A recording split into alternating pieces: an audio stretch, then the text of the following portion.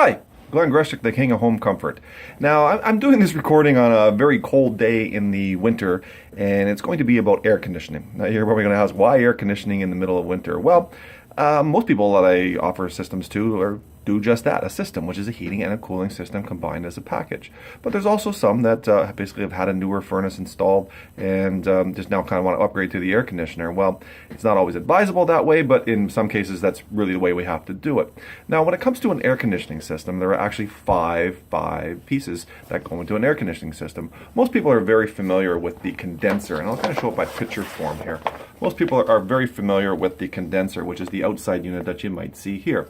Now, in some cases, it's installed on the ground. That's never wise to do that. It should always be installed on a proper pad. We use a proper air conditioning pad here at Service Experts, so it acts as a noise buffer for you, and also just designed to keep it level, because these things are designed to stay level. If they're off a little bit one way or the other, it can actually leak water back into your house. It'll actually be much more noisier, and it could actually shorten the life because it's not getting proper lubricants going through the system, so it's very important. So that's what most people think an air conditioner is, and that's what I kind of thought it was when I first started in this industry over 14 years ago. But as I mentioned, there's actually 5 parts to it. Probably one of the most important parts of an air conditioning system is the area directly above the furnace. That area, the plenum area, is where the evaporator coil, or A coil as is most commonly known as, is placed above the furnace. Now, what does this do? Well, this acts as a big giant dehumidifier, because that's what most people don't realize what air conditioning is about. They think it's just a big cooling device, a cooling apparatus. Well, in actual fact, it's not. It's designed to basically take the humidity and the moisture out of the home, and therefore cooling is the sub-effect.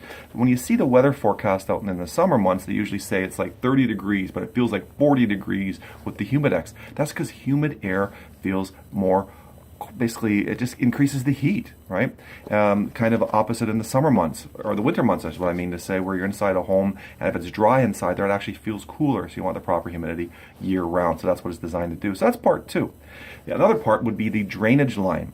Now, the drainage line should be a clear plastic hose. Now, why clear plastic hose, not copper lines or not anything else? Or I've seen garden hoses, real cheap Charlie installations with garden hoses going into a jug. Well, not professional, first of all. It should be clear because you want to be able to see if it's getting clogged at all. If it gets clogged, water and metal leaking off the top of the coil into towards the furnace, they don't like each other very much, and nor does water and electrical. So all the more important, you should be able to see. And if it's getting clogged, we can basically just blow that out and kind of clear it out and kind of change it with vinegar every so often. And the drainage line, it is against code to drain into the floor. So some of the old systems I've seen are drained into the floor. Should not be done that way. And I don't like hoses going around kind of the whole basement area either, where they're trip hazards. It just looks really unprofessional. Some cases there's a drainage line that you can just drop it into the sewer system. Other cases you have to use a condensate pump or a more professional cleaner, and just an all-around better way to do things on there. That's part 3. The other one would be the electrical system on there, okay? Now, the electrical system has to be set to current codes. In other words, we pull permits for the electrical so they know that this is being done.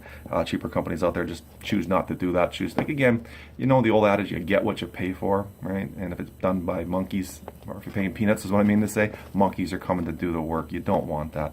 Now, the final part would be the line sets, or the copper, basically the arteries and the veins of the system running from the evaporator coil all the way to the condenser and the outside unit on there.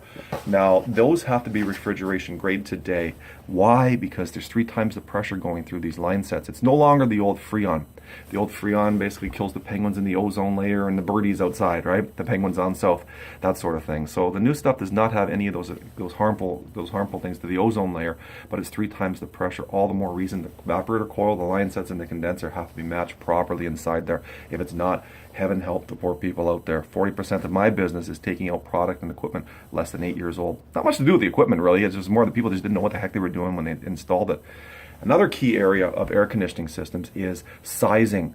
It better be sized correctly. If it's too small a system, it will run, never keep up. I hear this constantly in the summer months where it's running. My electric bills are through the roof, and not getting any comfort levels inside there. So that's kind of a double whammy and not a good thing. Now, if it's oversized, another issue will occur. It will actually short cycle. It will achieve the temperature much too quick and not take the humidity and the moisture out of the home. Remember what we talked about, the evaporator coil. You want to be able to remove the humidity and the moisture out of the home. If it's oversized, it kind of feels like a London, England cold and clammy effect inside the home, which is not comfortable either. If it gets that way, now you're talking mold issues, which is never wise. Another thing that people talk about or are concerned about today are SEER ratings, Seasonal Energy Efficiency Ratio. Today they range from 13 to a 25 SEER. Now, the higher the number, the more quieter they usually are, the more efficient they usually are, and just like anything else, the more of the upfront cost will be. But again, there's different comfort levels involved in this type of equipment too as well. So that's kind of the SEER rating. But air conditioners, much like heating systems, if you look at one of my old videos for heating systems, come in 3 different kind of orientations today.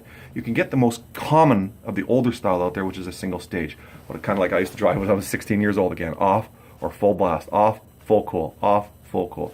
Not great for comfort, but kind of the most cheapest way up front to do a system.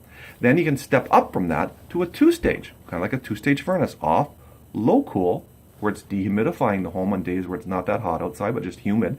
And then when it's really hot and humid, it can go down to that full stage, 2nd stage, and really massively dehumidify the home and cool the home. And then, like the best heating equipment, the best cooling equipment today can fully modulate. In other words, like a gas pedal of a car, in degrees of increments to make it the ideal comfort levels all throughout the whole home. So that's kind of a quick nutshell of the cooling systems. But I also want to stress one more point before I say bye here is what's driving the cooling system, which is why I kind of talked at the beginning about the entire package.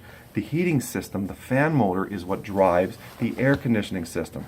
So what that means for you is a good fan motor where it's only about 78 watts of electricity and can adjust accordingly for heating can also do the same for your air conditioning system. So the better the fan motor you have powering that whole system, it's kind of the transmission of the motor. Really the heart and soul is the fan motor of the heating system pushing the air. So that can increase the SEER rating too as well. So there's different rebates and grants for the higher the SEER ratings out there right now. So hopefully that's kind of a quick synopsis of what air conditioning is all about, and I hope this is helpful to you. And if you have any questions, by all means give me a call or contact me through email, whatever. I'll be glad to help you out. So once again, Glenn, the King of Home Comfort, right back at you. I hope you're having a fantastic day, and we'll talk to you soon. Bye for now.